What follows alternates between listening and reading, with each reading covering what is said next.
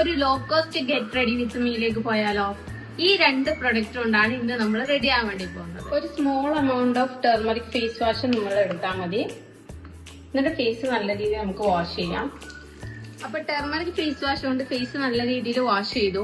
നിയാസിനമൈഡും ടെർമറിക്കും ആണ് ഇതിന്റെ main ingredient വരുന്നത്. ഫേസ് വാഷ് ചെയ്തതിനു ശേഷം ഞാൻ നല്ലൊരു ടോണർ അപ്ലൈ ചെയ്തിട്ടുണ്ട്. അതിനുശേഷം നിങ്ങൾ യൂസ് ചെയ്യുന്ന ഏതെങ്കിലും സെറം നിങ്ങൾക്ക് ഫേസിൽ അപ്ലൈ ചെയ്യാം.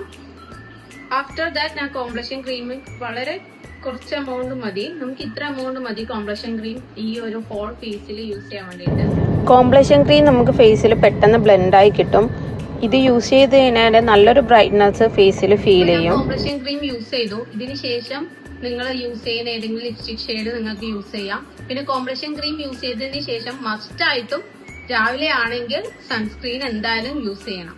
ഈ രണ്ട് പ്രൊഡക്റ്റ് കൊണ്ട് ഞാൻ റെഡി ആയിട്ടുണ്ട്. കോംപ്ലക്ഷൻ ക്രീം നിങ്ങൾക്ക് രാത്രിയും യൂസ് ചെയ്യാം. കണ്ടിന്യൂസ് യൂസ് ചെയ്യുകയാണെങ്കിൽ നിങ്ങളുടെ അൺഈവൻ സ്കിൻ ടോൺ നിങ്ങൾക്ക് മാറി കിട്ടും, നല്ല ബ്രൈറ്റ്നസ് ഫീൽ കിട്ടും.